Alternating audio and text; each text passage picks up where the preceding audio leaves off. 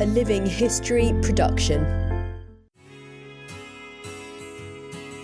I'm Peter Hart, and for the last 40 years, I've interviewed thousands of veterans. Oh, give it a rest. You're under new management. It's Pete and Gary's Military History podcast now.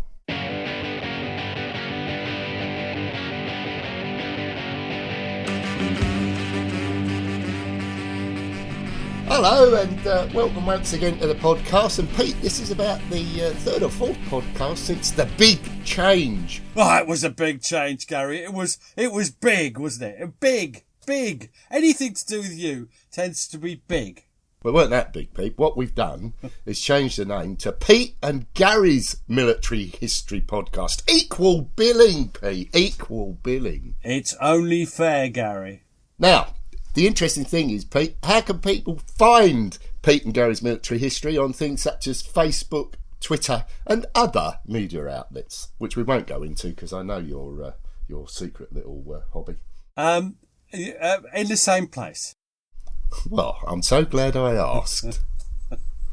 So if you just look up under, we'll change the billing on the Facebook and Twitter accounts. That'll have changed on the 1st of February, so that's long gone.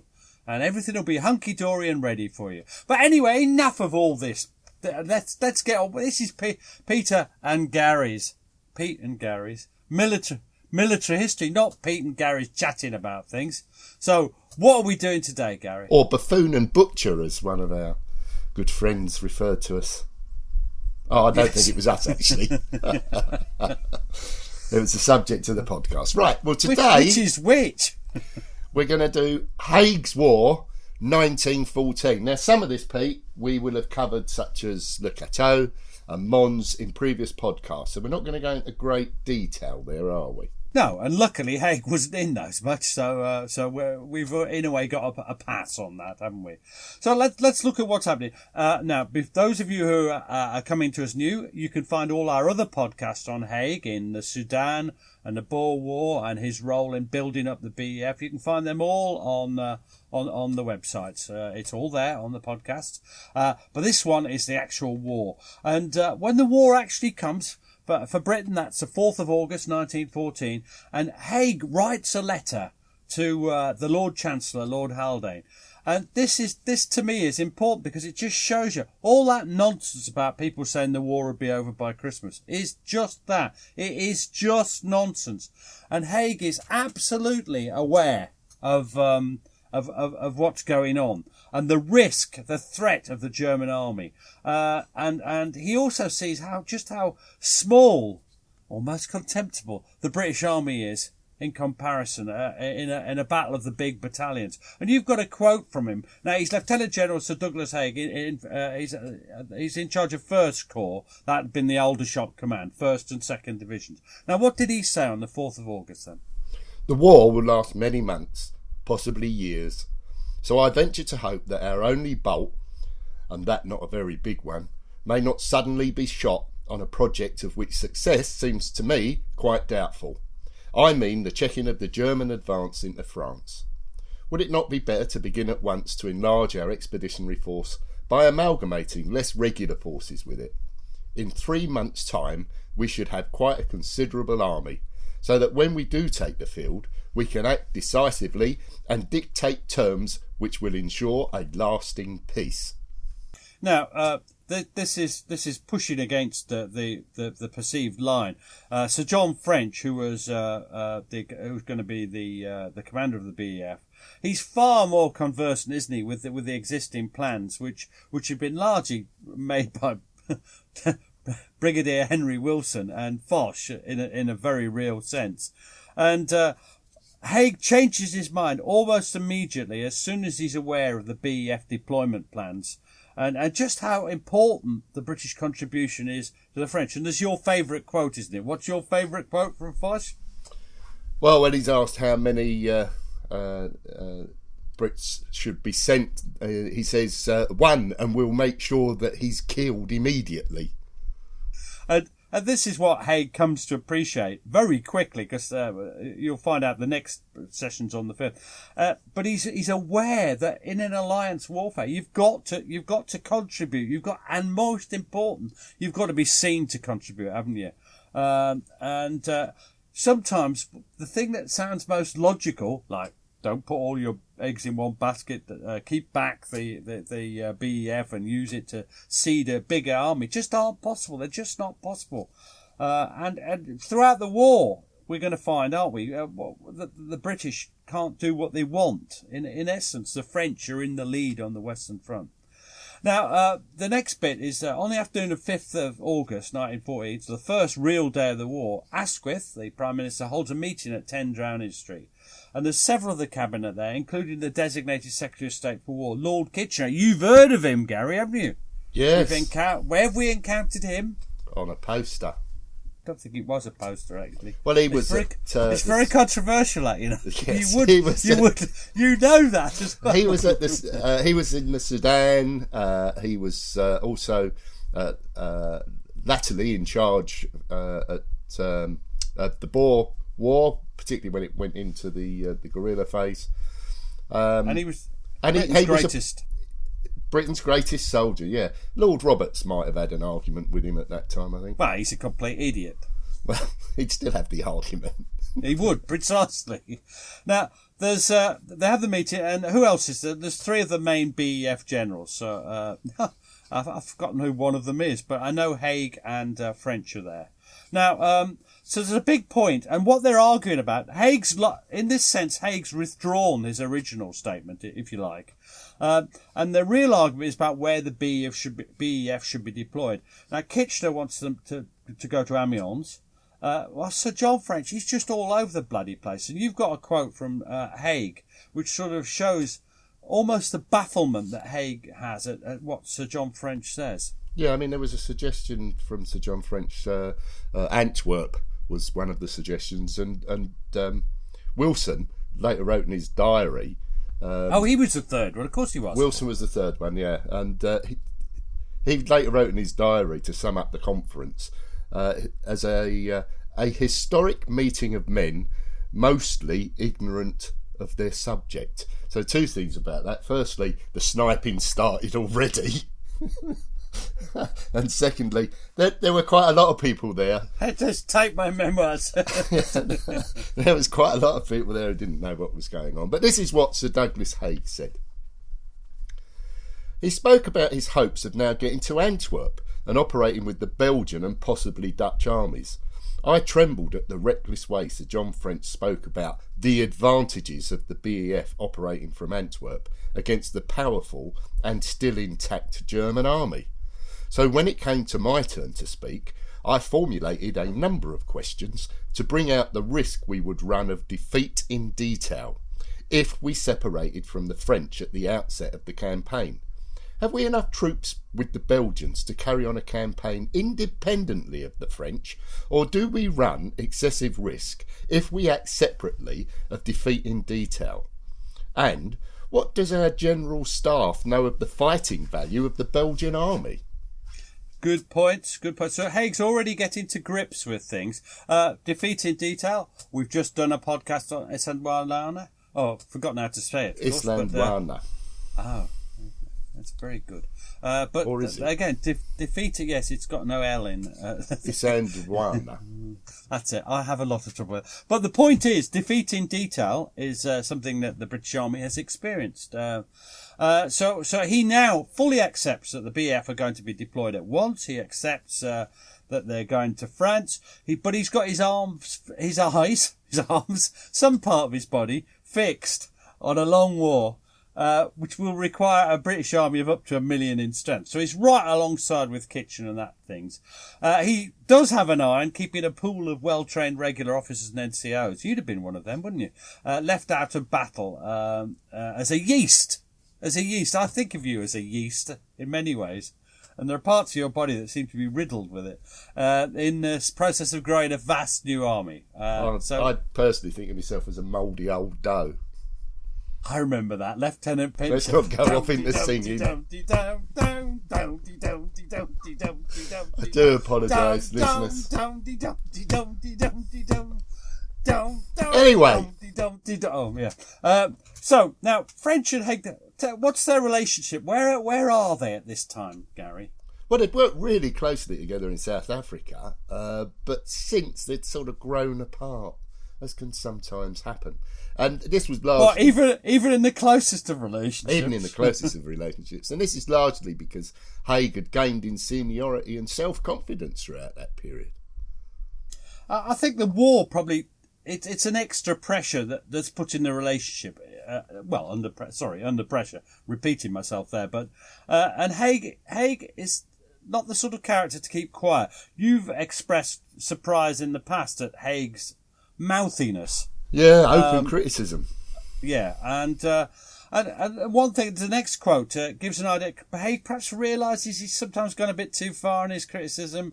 And it's like a child resolving, I must try harder. So you're going to read a quote from him.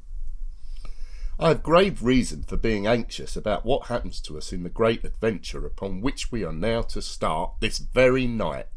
However, I am determined to behave as I did in the South African War, namely, to be thoroughly loyal and do my duty as a subordinate should, trying all the time to see Sir John's good qualities and not his weak ones. Yeah, unfortunate that you have to say that at the end, isn't it, Mr. Haig? Anyway, so it's not an auspicious start in some ways. Now, Sir John French went to Boulogne on the 14th of August and began a series of meetings with the French, sorting out, because it's a big thing. The British Army is pathetically small, just 2 corps, but it's still a big thing to move them across. And the 2 corps commanders, now who are they? They're Douglas Haig, 1st Corps, and Sir James Grierson in charge of 2nd Corps. Momentarily. Yeah, he disembarks they disembark next day at Le Havre, and then at 1 o'clock, not next day, 1 o'clock on the 17th of August, they board a train to the Amiens Strait. Now, who's Sir James Grierson? He's the chap who'd beaten Haig in the 1912 manoeuvres, fluent German. I think he's a very bright and intelligent general. There's just one thing wrong with him. What is it, Gary? Well, he's rather rotund, and at this point in time, he's largely dead because he suffers a heart attack around on breakfast the train time. Yeah, around breakfast time. It's a shame. I wonder if he got his breakfast first, but one hopes so, given his fondness for. But this was a real blow to the BEF, as you say. You know, this disrupted their command arrangements at a critical time. Real blow. Do you think Grierson would have made the difference? I mean, people always say, well, it might have been Grierson, not Haig, that took command of the BEF. We'll never know. We'll never know. That's the point about history, isn't it? Do you think it would be? Do you think it's relevant to even think about it? No, it's totally irrelevant. It didn't happen. Why? Well, it didn't happen. He wasn't there. He was dead. Which sort of might indicate that he didn't come up to the physical requirements of the job. That's a good point, Pete. Yeah. It may have been a blessing in disguise. Who knows? Or so. Anyway, he was. I like Grierson. He's gone. Who replaces him, Gary? I like Grierson. He's gone. and your favourite is stepping forward. Who is it? Step forward, General Sir Horace Smith Dorian. Horace. Lieutenant General. Gary. Oh yeah, sorry, Lieutenant General. Give him his full title. And tell us a bit about Horace. Well, we've come across him before, and in fact, you've mentioned. Well, in fact, you just shout out random words from podcasts like Isandlwana. But he was at Isandlwana. He was one of the few to escape. He was mounted, of course, and he'd had a pretty good career from that point onwards. He'd preceded Haig, for example, in command at Aldershot and tried to flog him his furniture, as we've covered off in another podcast. That was your favourite bit of that podcast. It was. And he'd had a good career. He takes over. Bad-tempered, but competent. Well, that's good enough for anybody when you're a Lieutenant General. And on the 21st of August, the Cavalry Division come across. They're under the command of Lieutenant General Sir Edmund Allenby. Also bad-tempered. Let's leave it at that, because he doesn't feature in our story much. But I like to point out the bad-tempered ones. In fact, Haig, who's merely waspish... And all their careers had sort of crisscrossed, hadn't they, as they'd come through various campaigns to this point. So these are all names we've heard before, Pete. Now, the Cavalry Division, under Allenby, they cross the Belgian border, and they're screening the BEF advance north of the Sambre. Now, here they get a lot of reports from the cavalry, from intelligence sources, RFC, that disagree. That the GHQ, Sir John French, thinks there's hardly any Germans there. They're talking about advancing. And these reports are dealt with scepticism at a conference they hold on the afternoon of the 22nd of August, which is one day before the battle. So just to put this in context, the Battle of Mons. What did Haig say about it? The general situation is explained by Sir John French on information given by General Henry Wilson from air reconnaissance, etc., showed at least 3 German corps suitably placed for an attack on Mons and vicinity. Little attention seemed to be paid to the reports, which have been coming in for several days, that the enemy is moving in large masses on Tournai. Is that Tournai? Tournai. Well, however you like, really, isn't it? The Commander-in-Chief had apparently not discussed the situation with his intelligence officer, McDonough, because the latter, who was not in the conference room, told me after the conference that aeroplanes reported all the roads running west from Brussels to Ath and Tournai were thickly covered with masses of German troops of all arms marching very rapidly westwards. Now, so this is Sir John French ignoring intelligence reports, much to the concern of other senior officers of the BEF. Now, we're not going to talk about the Battle of Mons that happened on the 23rd of August because we've done it. We did a whole podcast on it. So we're going to glide past it. What is one thing that you would say about the Battle of Mons, about Sir John French's leadership? Well, we've said it before. He was all at sea and he wasn't actually providing any leadership, was he? He was nowhere to be seen. He exerts no real command or control over either First Corps, which is Haig, or Second Corps, which is Smith-Dorrien. And the decision-making's left to those two generals. In the Battle of Mons, Haig is really preoccupied with maintaining a link with Landresac and the French Fifth Army. So it really all comes down to Smith-Dorrien. The Battle of Mons is his battle. French is nowhere to be seen, is he?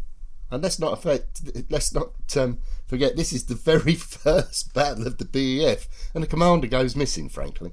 It's not good, is it? Now, the Germans suffer at the Battle of Mons, sometimes badly, but in the end, the British lose the battle. There's a dogged performance, but they're good at firing their rifles, but there's endemic military failings which will recur throughout 1914, or till towards the end anyway. No coordinated response above battalion level, poor use of reserves, and dreadful artillery support. That's a general theme that goes across it. Following the battle, even when they've decided to retreat, the start of the Great Retreat, everything the British do is great. Have you noticed? The Great Retreat, the Great Running Away, the Great Running Away, the Great Bolting. Yes, that's a reference to Haig earlier. And the staff arrangements are shambolic. Despite that, 1st and 2nd Division of Haig's First Corps, they move off in relatively good order, don't they? French is directing everyone back to Le Cateau, and he wants to take up defensive positions there. But there's a big thing in the way. What's in the way, Gary? Well, it's the forest of Mormal. And again, we're repeating ourselves here.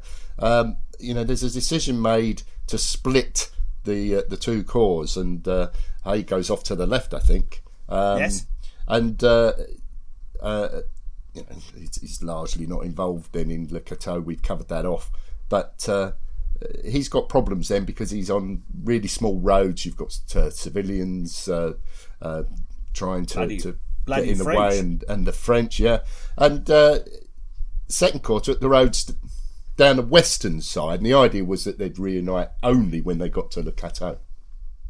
Now, because the French army's getting in Haig's way as well, because the roads are being shared. So The first corps is largely undisturbed during the retreat on the 24th of August, but they're very, very slow, and they're well short of Le Cateau when they have to stop and go into billets, which they do at a place called Landrecies, just south of the forest. If you look at the forest of Montmal on a map, it's just below it. Is that? Yeah, I've no idea which way it is at the moment. And I like this because this is one of my favourite quotes. It's from Haig's intelligence officer, Colonel John Charteris. Now, Charteris is not one of my favourites, and he's always a good source of anti-Haig quotes whilst trying to be in favour. But this one's particularly amusing for me because Haig's got a bit of a problem, Gary. A problem that you and Fred sometimes share. Stomach ailments. I wondered where you were going then. And this is what Charteris says. DH, he means Douglas Haig, was at his worst. Very rude, but eventually did see Ryan, who dosed him with what must have been something designed for elephants. For the result was immediate and volcanic. But it was effective, but DH ultimately got some sleep, and in the morning was better, but very chewed up and ghastly to look at. Now, I'm looking at you on Zoom. Did you have an evening that was volcanic? No. I just look like this all the time. Oh, that's terrible. Now, Haig's got his headquarters. They're around them as a 4th Guards Brigade. And the German 27th Infantry Regiment approach. And there's an encounter. Well, no, the Germans march into them, essentially, blunder into them. No one knows what's happening. There's a lot of panic. And one of them accused of panicking, and I think possibly panicking, was Haig, who was ill, has no idea of the strength of the attacking force. How would he know? And they've appeared out of the forest of Montmal, as far as he's concerned. And he telephones Sir John French at 1:35 on the morning of the 26th to suggest that not only was First Corps under a serious attack, but then later at 3:50 he asked for urgent assistance from Second Corps. Second Corps, what are they doing that day? They were getting They're slightly busy. Battle of Le Cateau.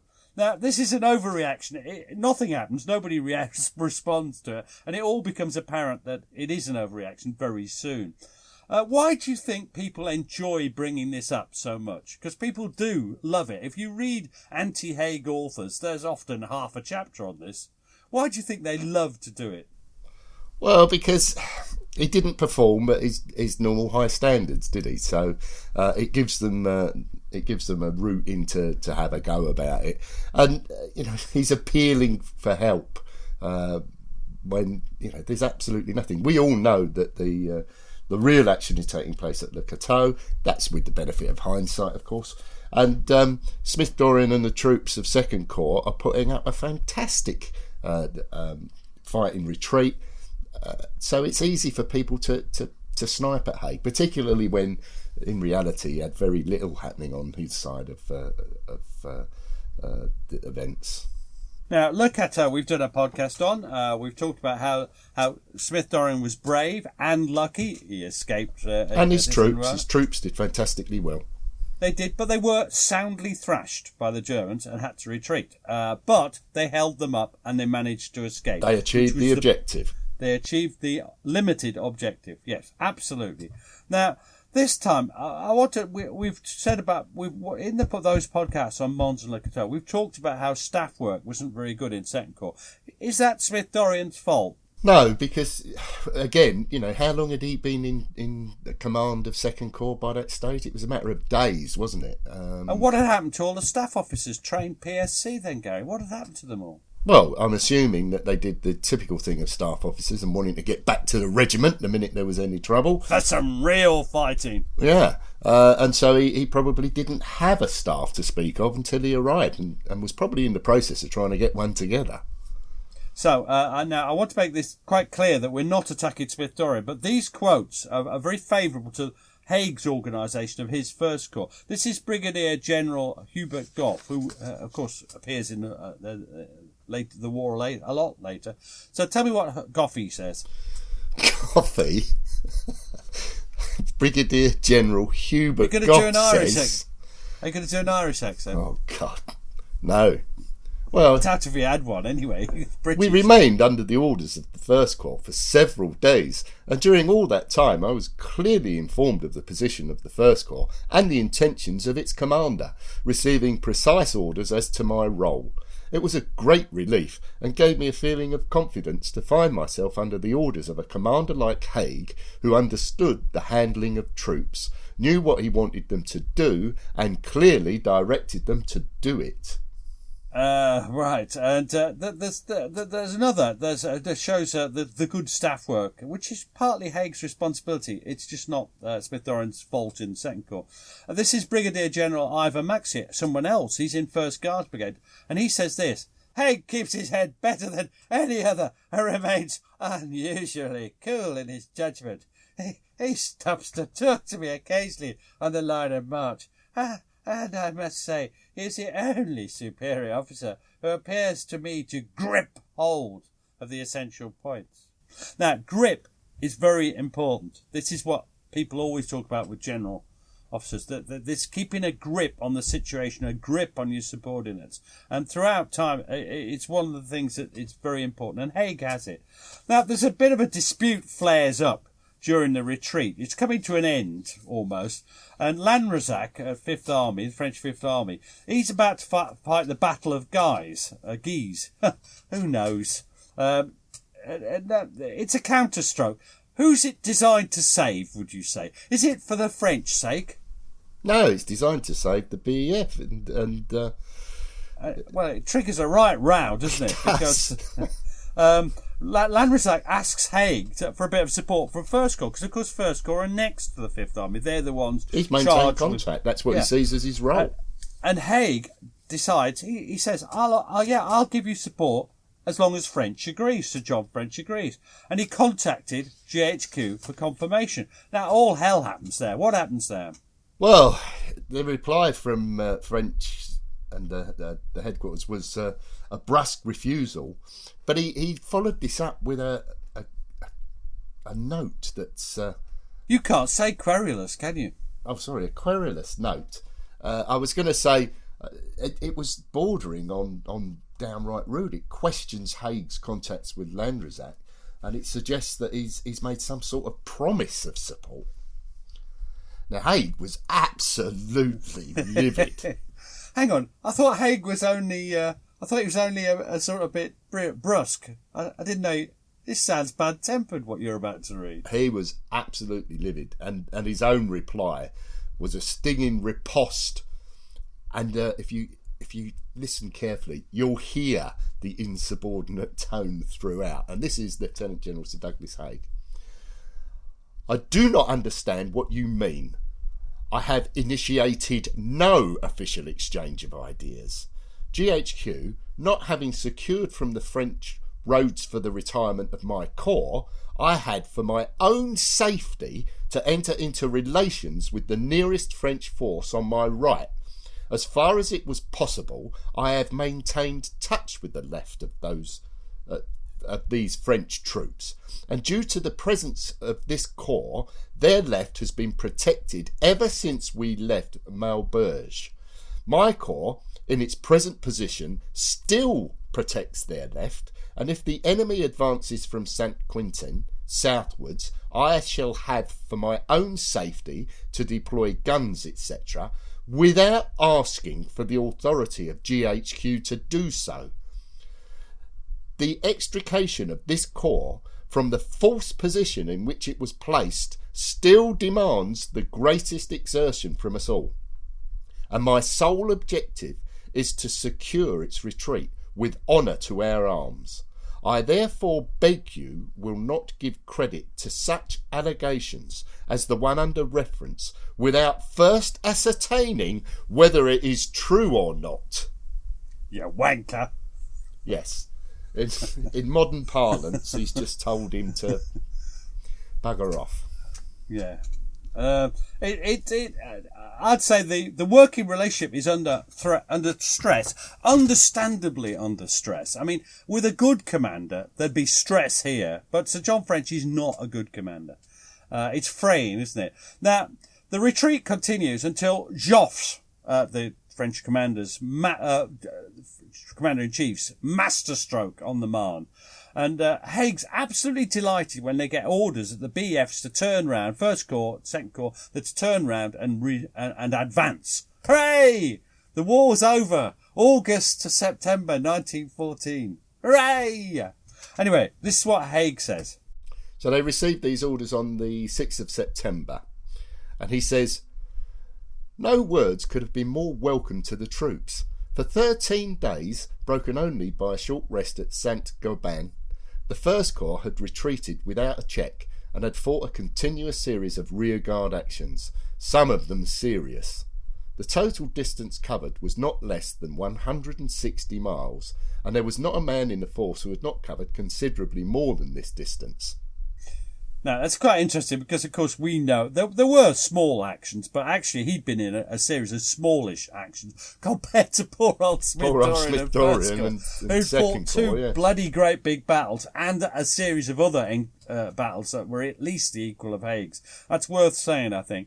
Now, Haig recognises that if you're following a pursuit, it's crucial to stay right up their backsides, because if you don't, then they'll dig in defence lines. It's obvious they'll adopt strong defensive positions. And he wants them to get a move on. But there's unnecessary delays. 7th of September, what happens about the overnight orders? Well, they're not overnight, are they? What does Haig say? At 6:45 a.m, no orders having been received from GHQ, I ordered divisions to advance to the line Malpotois-Dagny, with advance guards beyond. Operation orders were not actually issued from GHQ till 8 a.m. on the 7th and reached me at 9 a.m. I thought our movements very slow today. In view of the fact that the enemy was on the run, I motored and saw both Lomax and Munro, that's Major General Lomax and Major General Munro, who are commanders of 1st and 2nd Division beneath Haig's command, and impressed on them the necessity for quick and immediate action. So he's been dynamic. He is. He wants it, but that slow orders, they should have been done quicker than that. And delays multiply. If you have a delay at the headquarters, then there's communication problems, and it just gets worse and worse, and you waste most of the morning. Now, Haig's often been blamed for a slow advance, but it's not a pell-mell advance. They're not against a beaten enemy. They're against the German army, which is obviously still under discipline and very, very capable. And there is a degree of caution. What Haig's on about is unnecessary delays that prevent an organised and coherent advance. That's what the problem is he's identified here.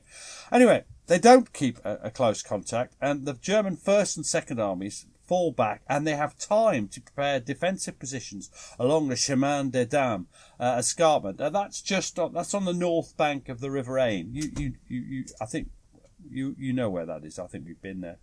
On the 12th of September, the BF finally approached. First Corps on the right, Second Corps further back in the middle, Second Corps, and Third Corps on the left. I'm getting muddled up with my corps, which is happening quite a bit.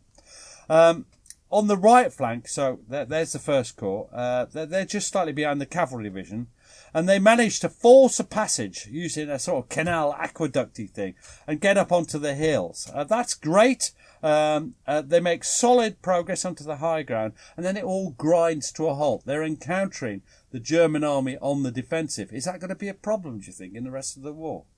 Yeah. Just a bit. Just a bit of a problem. That's probably the cause of the rest of the war. Yeah, I would say so. Well, and they're clearly there in strength. They've got their artillery up, and it's the end of open warfare for the British on the Aisne front. People keep saying it's the first trenches dug in the war. The French had dug many trenches further down the front, even in August. It's just for us. It's the first time we go into the trenches. Now, the Germans have a big advantage. They bring up, well, you might say they big up the big guns. What are the big guns? Well, they're heavy 8-inch artillery pieces, and the idea is that they just rain these destructive shells down on the British trenches. Do we return fire with our 8-inch or 9-inch artillery? No. Why not? Well, we've got a lack of heavy guns for starters and howitzers, as I think we mentioned in previous podcasts. And for the most part, you'd be firing blind as well. So there's all we're at the bottom. Issues. We're at the bottom of a ridge, and they're over the other side. They're over the other side, and there's all manner of issues. We haven't got the correct firing techniques, and I think you establish now that you've got to get forward and get observation posts because you have no idea what's going on beyond that hill. The fundamental issue is we haven't got any howitzers. That's a real issue. And then the Royal Flying Corps starts to play a role here. We've done a whole podcast on that, so I'll glide past that. But the whole thing about photographic reconnaissance and air artillery observation using wireless, which are the two biggest things, this is appreciated by the more intelligent artillery officers, if you like. And this is Major John Mowbray, who's headquarters of the Royal Artillery. He's the 2nd Division. He's the CRA, I think. And he says this, or he's certainly important. I've confused myself there. And he says this: without air reconnaissance, no accurate artillery work at long ranges is possible. We've now had some excellent results from an air observer, James, Royal Engineers, who controls his machine, observes his fire and signals results by wireless alone. The other day, James put heavy battery onto target in 3 rounds. An exceptional man is evidently needed for this. I reported effective wireless work to Sir Douglas Haig, and he has ordered us to apply for more equipment. That's Haig. Now, you've mentioned this about machine guns, about aeroplanes. Haig's keen on new technology and its application to war, isn't he? He is, yes. And, there is some criticism of Haig. He's not always the instigator of the ideas, but once he appreciates them, he gets fully behind them. He's part of the process in bringing them into use, in other words, yeah. Now, they hold the Ain front, the BEF hold the Ain until a race to the sea, which, as you've explained in previous podcasts, is not a race to the sea. They're going for each other's flank. And the last chance really seems to lie with First Corps, which is brought from the Ain and sent to the Ypres area. Now, Sir John French is again completely ignorant of the German plans. And decidedly optimistic as to the possibility of carrying out a strong offensive eastwards. Sir John, by this time they've got a 4th Corps out there under Lieutenant General, our old friend Sir Henry Rawlinson, and he's meant to be pushing out from Ypres. He's going to be joined by 1st Corps and Haig. 20th of October, 1st Corps start to move forward, but actually they find themselves on the defensive because the Germans have created a new army, the 4th Army? Yeah, it's 4th Army, isn't it? And what happens to them? They have to stop. They can't attack because they're under attack.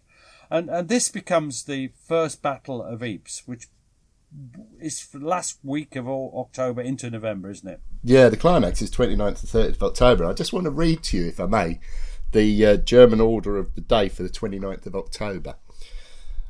It says... It expresses the spirit of the attack, and it says, the breakthrough will be of decisive importance. We must and will conquer, settle forever with the centuries-long struggle, end the war, and strike the decisive blow against our detested enemy. We will finish with the British, Indians, Canadians, Moroccans, and other trash, feeble adversaries, and who surrender in great numbers if they are attacked with vigour. Ooh. That's some order of the day. That's some going, isn't it? So this is this is meant to be. It's the Germans have brought up reserves. They've actually got new recruits involved. Although this whole massacre of the innocents and the German students, it's a little over exaggerated. I think we've tried to deal with that before. But a lot of the troops, the Germans are making one last great effort, aren't they? That's what's going on. It's a huge battle, and during the climax, Haig performs brilliantly. His main thing is you've got to keep reserves in hand to counter any German breakthrough. You've got basically a few hours to counterattack before the Germans will turn the position round and make it fit for defence, and it'll be almost impossible to take them, especially when you've only got small numbers. He sends almost every spare battalion forward. He called it, it was called puttying up. Puttying up. Just enough troops to stem the attack. And he turns for help to who? Who does he turn to help to? Oh, well, he turns to his French allies, quite rightly, I think, who proved to be well up for the challenge. So French troops gradually take over most of the line around Ypres, and they plug all the gaps.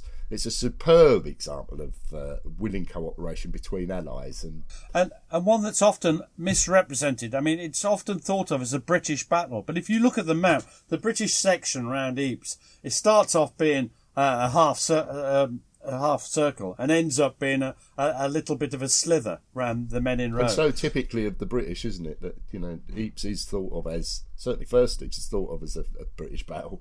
We're not going to mention the Allies at all. No. Anyway, there's many climaxes. The staff of 1st and 2nd Divisions, they're in Hooge Chateau. They're monitoring the situation, preparing their latest counterattack, and they're hit by a shell, which causes severe casualties. And that makes command and control difficult. And the situation's desperate. What is the problem for staff officers, for senior commanders?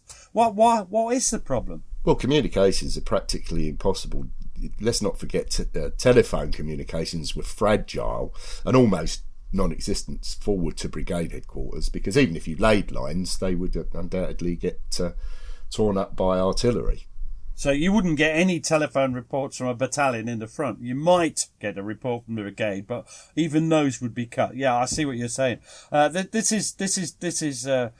And the trouble about that, it's one of those situations. If they're too far back, they don't know what's happening. If they go forward, then they disappear into the fog of war, because they're too close to sit. They're too close. They've got to get it just right. Almost, it's almost the balancing act, isn't it? Now, Haig, where's his first? Where is First Corps headquarters? It's at the White Chateau, which is close to what would become known as Hellfire Corner, Pete. We've been there. Well, everybody's been. Oh, sorry, most people have been there who've been to the Ypres battlefield, and he could sense that the situation's desperate. Sir John French goes forward, and to be honest, when he goes forward, he's bloody useless again. But he does leave an account of what he found when he got to the headquarters. Go on, Sir John French. I insist on a stupid voice. I found Haig and John Gough, his chief of staff, in one of the rooms on the ground floor, poring over maps and evidently much disconcerted. But though much perturbed in mind and very tired in body and brain, Haig was cool and alert as ever. Now, Haig's ordering that they hold the line, and while he's doing that, he's trying to establish another last line of defence, about a mile in front of Ypres itself. French can't offer any reinforcements at the time, so he goes off to see a man who could. Now, let's talk about who is this man who can help the British in their time of need. Well, it's General Ferdinand Foch, who's the commander of the Northern Group of Armies. So he's the man who's controlling the battle. He's the man who's moving in the French reinforcements we referred to earlier. And do you think French's role is positive? Well, we know it was, don't we? Yeah, I mean, it's based on trust and partnership of soldiers under pressure, isn't it? So, and it's critical at this time. And it is how you should work with an ally. And later on, I mean, Haig is always grateful to Foch, and they have a good relationship for the rest of the war. It'll come in 1918, won't it, the relationship? Colonel John Charteris, he's always over-dramatic, and he leaves a typical overwrought account of Haig's phlegmatic reaction to the situation. This is what Charteris says. Haig moved the cavalry brigade, his last reserves, to the support of 1st Division. He traced across his map a line a little more than a mile from the walls of Ypres, to which the corps should retire if it were driven back. In there, he said, it must fight to the end. Then, with his personal staff and escort, he rode slowly up the Menin Road, through the stragglers, back into the shelled area, his face immobile, and inscrutable, saying no word, yet by his presence and calm, restoring hope to the disheartened and strength to his exhausted troops. Now this is bollocks. Why do you think this is bollocks? This is bollocks. And when you see this quoted, and people say, it is bollocks. Firstly, do you think Haig's presence had an impact on his troops? No, most troops wouldn't have seen him. So... And if they did, they'd have thought, who's that? Oh, what a nice, good-looking man. Who's he? Yeah, he was a good-looking man. He was a good-looking man. I know you have a picture of him on your bedroom wall, and I will have a picture of him on my pyjamas soon when my wife gets round to making them. What is Haig really doing? That suggests he's removed himself from command of the battle, and he's just going up and down, being visible. Well, that's nonsense. He's got a job to do. So if he removed himself, he's got no real control of the situation. Well, Haig would never have done that. So what's he doing? What's he doing? Well, he's trying to keep a lid on the situation that's almost boiling over. And don't forget, he's got these fragile communications as well. And disaster's already befallen the headquarters of his first division, isn't it? So he's trying to maintain control. He's not just there to be seen in a nice tutu and tiara set. When he rides forward, he's not sort of grandstanding. He's going forward to the headquarters of his subordinate divisional and brigade commanders. He's finding out exactly what's going on. And he's working out where he should send his last reserves. Because he hasn't got many reserves. It's not a matter of saying, go there, and there. He's got to pick where he's going to send them. He's also aware that one more successful German attack might doom them all. To me, it's a measured assessment of a very dodgy situation. And actually, Haig always believed if the Germans had made one more vigorous push, they'd have got through. And you could see this sometimes in some of his own campaigns. On the Somme and perhaps the Third Ypres, there's this element of one more push. In the end, the line holds, and it would hold again when the Germans make another last-ditch attack on the 11th of November. I think Foch is the real person who's the key player. I think Haig's defence would have had no impact at all without Foch moving in the reserves and controlling the battle. As commander of Northern Group of armies, he's the man of the match. He's the one with the real responsibility. But Haig does excel at the First Battle of Ypres. This is Brigadier General Henry Horne. Now, after the complaints after my last reference to something, I'm not going to mention his name. He's CRA, the headquarters of First Corps. What, Henry? What's the matter with Henry? Why are you not mentioning Henry? Henry. There's nothing wrong with Henry. I'm Henry VIII, I am. But he later on becomes commander of, oh God, I forgot which army it was. First Army I'm going for, but I'm not sure. I'm not certain. Towards the end of the war. Now, this is what Horne says. I can see Douglas Haig now, as he appeared when he sent for me on such critical days as October 31st and November 1st, to see if any increase or readjustment of our artillery fire could be made to meet changing and most unfavourable situations. He stood leaning over his map, the only noticeable sign of unusual anxiety being a constant pulling of his moustache. Where was he from? That sounded distinctly Australian Nottingham to me. Yeah, he was from both. A lot of people think, when people say nice things about Haig, it's often portrayed as being flannel. But a lot of people say this. Now, this is Captain Ernest Hamilton. Now, he's not a big knob. We're on horns again. He's in charge. He's with Second Connaught. He's not in charge. He's with Second Connaught Rangers, 5th Brigade. What does he say?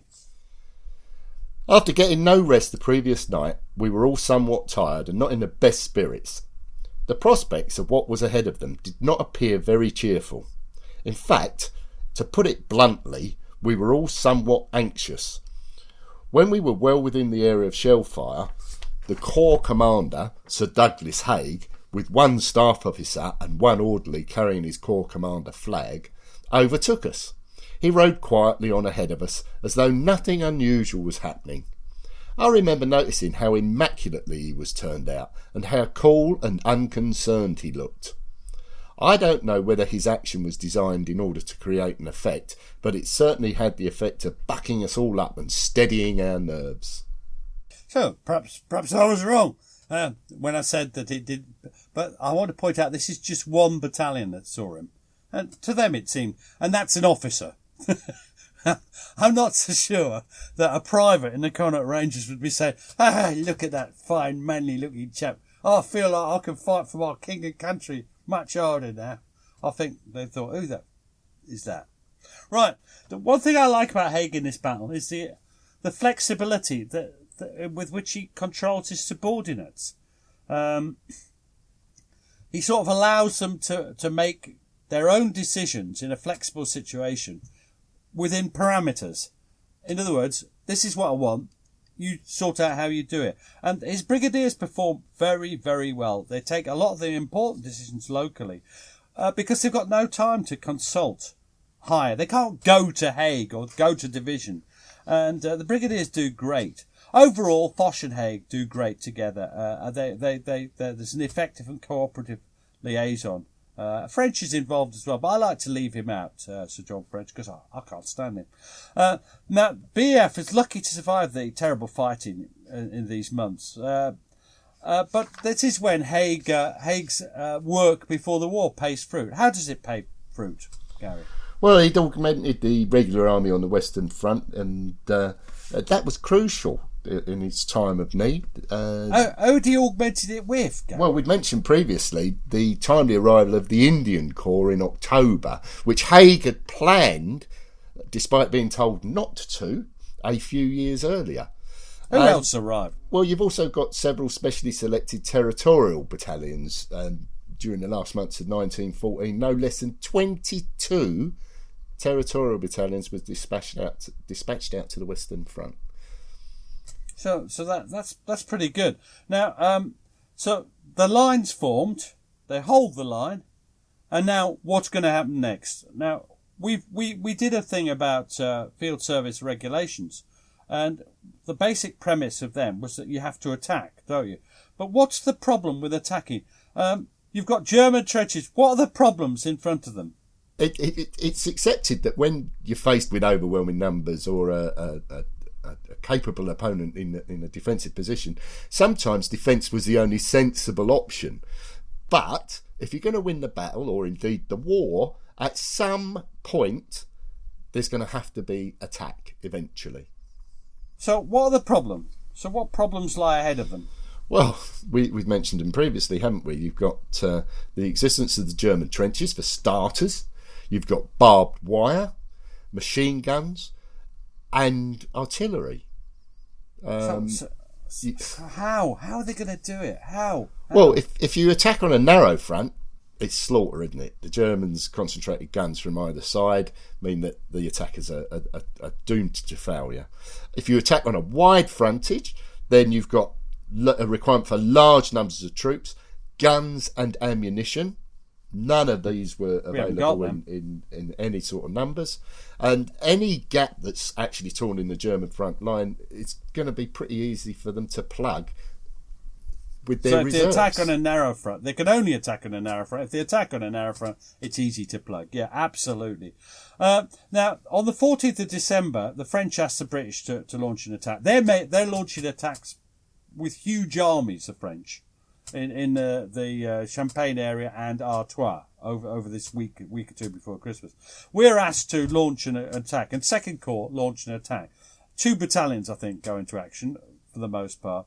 And Haig thinks this is the thing, your point about how critical he is. He's appallingly critical, but he also has some positive suggestions. What does Haig say? Very little energy displayed by the 8th Brigade of the 3rd Division, 2nd Corps impressing the attack. Their methods are much the same as at Spierenkop and Val-Krantz in South Africa, where the whole army looked on at a couple of battalions attacking. So at the Petit Bois, the attack was made by the Royal Scots and Gordon Highlanders, and when the latter lost some 200 casualties, operations ceased, and the Gordons fell back to their original trenches. In my opinion, there are only two ways of gaining ground. Either A, a general offensive all along the front, with careful preparation of artillery at special chosen points in order to dominate the enemy's artillery at specially chosen points, and use of trench guns, mortars, hand grenades, etc., to occupy the enemy's attention everywhere and press home in force at certain points where not He says expected. at certain points a lot, doesn't he? He does. The other method, B, imaginatively entitled, is to sap up as in siege warfare. This is a slow business, especially in wet ground. It is sad to see the offensive movement by the British Army, 280,000 strong, resolve itself into an attack of 2 battalions. So I think he's right about that, and most people would. Those 2 poor battalions, one was the Gordon Highlanders, and the Gordon Highlanders have long borne a grudge about that.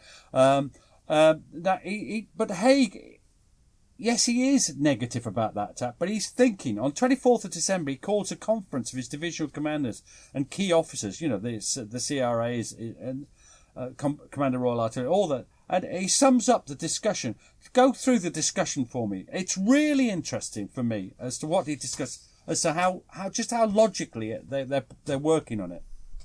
He says, we discussed 1. A. Trenches. Size, depth and state. Nature of revetment, etc. B. Care of men. Not to put into wet trenches up to their knees in water, as has been done in parts of this front. 2. Nature of defence. It must be active, otherwise enemy will advance and blow in our trenches with Minenwerfer, as he did to the Indians. 3. Trench mortars. Personnel to be gunners or specialists. 4. Hand grenades. Keep enemy at a distance as long as possible. Use outposts entrenched. 5. Local attack. As in the old days, bomb throwers, bayonet party, attacking body with flank detachments, etc. 6. General attack. I asked general officers commanding to get to know the ground so as to be ready for a general advance when the time comes. I think this is a really sensible programme, given the date, 24th of December 1914. He is clearly thinking about the weapons, the nature of trench warfare. It's a new thing, and he's working. And meanwhile, the BEF is expanding, isn't it? The original 2 corps, they're now 6 corps. There's a first, on 26th of December, they create 2 armies, 1st and 2nd. They both report directly to French at GHQ. 1st is commanded by Haig, 2nd by Smith Dorrien. But how are they already? What's interesting is that the generals are thinking cogent, sensible thoughts. Back home, politicians, and if you look at the date, they're starting to think about the Gallipoli campaign on the 1st of January. Back home, politicians are thinking about attacking here, there, and bloody everywhere rather than the Western Front. And Haig is worried, isn't he? What does he say? Well, he's got good reason to be worried, hasn't he, Pete? And he says, Lord Kitchener has recently published in the press that 6 armies will be formed, each of about 3 corps. We all think that these new formations with rather elderly, doubtful commanders and untrained staff are a great mistake. It was folly to send out the new army by divisions and armies. Much better to send out battalions or even brigades for incorporation in our existing divisions and corps. C&C wished to say he had the army commanders in agreement with him on this. We all quite concurred and thought that the new corps and new armies, which are insufficiently trained, might readily become a danger. French also read a letter from Kitchener in which the latter hinted that his new army might be used better elsewhere than on the eastern frontier of France. A suggestion was made of cooperating with Italy and Greece. I said that we ought not to divide our military force, but concentrate on the decisive front, which was on this frontier. With more guns and ammunition and more troops, we are bound to break through. Now, the thing is, what he means is that I think he wanted to do it like the Indians. So you bring in a new battalion, put it in an existing brigade, a new brigade, put it in an existing division, a new division, put it in and build up and gradually expand the army so that you have more the experienced people alongside them. I think he's probably right about that. The new armies were untrained almost. But what are the key themes are being explored here? What are those? There's three key themes I'm thinking of. What do you think first? They're tired of listening to me. Well, the intractable problems, trench warfare, are clearly apparent to him at this point. The problems of training and commanding vast new armies. I mean, they're massive armies. And the growing idiocy of the politicians and their Easterner fantasies. I'm glad you said that, because that for me is the underlying thing. Anywhere but the Western Front becomes the name. And anyone but the Germans.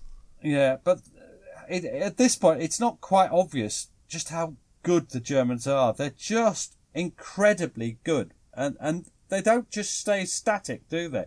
Whatever you do, they respond to.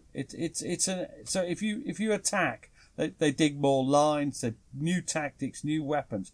It's a terrible, interminable struggle, isn't it? You've given an example previously, like the race between two roller coasters, and one being in the ascendancy at one time, and the other one reacting and getting into the ascendancy as a result. And we mustn't forget at any point that we are facing arguably one of the best trained armies in the world at that time. I think so. Now, so we're going into 1915. At the end of the year, Haig will become Commander-in-Chief, but these problems haven't gone away, have they? No, but he'll prove the man to solve them, Pete. I hope so. All right, Gary. Well, so that is Douglas Haig in 1914, a year in which he was an active field commander. Very different from when he was Commander-in-Chief. He's actually in charge of a corps, and I think we've decided he did well. Your opinion? Yeah, he did well. He wasn't the only one. Smith Dorian, I think, did really well. Yes, and yes. Subsequently gets his reward from French. But I think the BEF as a whole have done extraordinarily well in the months up to December 1914. We will be continuing the story later. Well, Gary, cheers, mate. Take care.